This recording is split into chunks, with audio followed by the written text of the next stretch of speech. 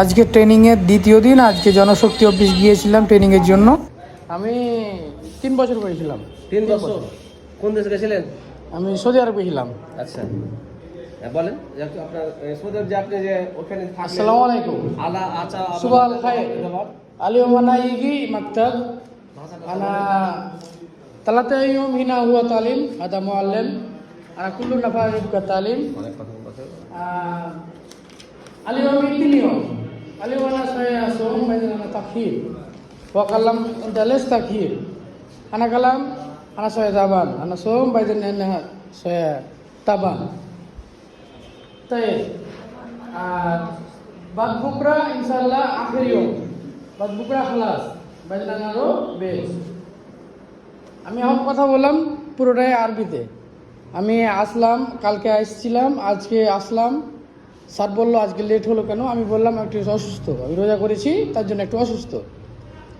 তো আবার কালকে আর একটা শেষ আমাদের মিটিং আছে, তারপর আমরা বাসা চলে যাব। তো ঘটনা হলো কি যে আমরা সবাই বিদেশ যাচ্ছি, আমাদের ন্যূনতম যেটা মানে শেখা দরকার, বলা দরকার, সেটা আপনারা শিখে যাবেন, নাহলে আপনাদের অনেক অসুবিধা হবে।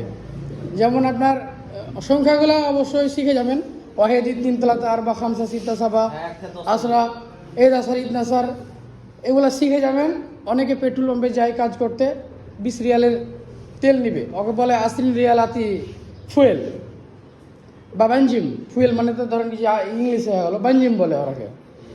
তো ওরা তখন বুঝতে পারে না যে 20 রিয়ালের চাইলো না 10 রিয়ালের চাইলো, অনেক সমস্যা হয়। আপনি অসুস্থ হলেন, আপনি ডিউটি দিতে পারবেন না, আপনি কীভাবে বলবেন? এগুলো শিখে রাখবেন। আনা আলিয়ম তাবান মানে আমি অসুস্থ, আনা আলিয়ম মাররা তাবান মানে আমি অনেক অসুস্থ, মাররা মানে বেশি।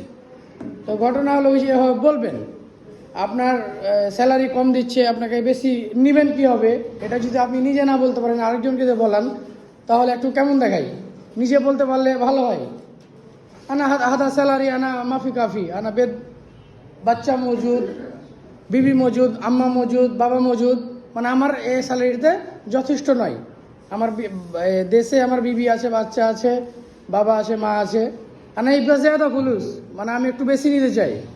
আমি 100 কথা বলতে পারছি না, তারপরেও যতটুকু পারি ইনশাআল্লাহ কাজ চালিয়ে যাওয়ার মতো। তো আপনারা এতটুকু শিখে যাবেন যেন আপনাদের নিত্য প্রয়োজনীয় কাজগুলো যেন আপনারা করতে পারেন। তো এখানে কি বিদেশ ফেরত আছে কি ভাই? একটু আরবি জানেন? বিদেশ ফেরত কেউ আসে না কেন? একটু বলেন ওদের উদ্দেশ্যে যে আরেকজনে শিখে গেলে। হ্যাঁ, তো এই আমার বক্তব্য যে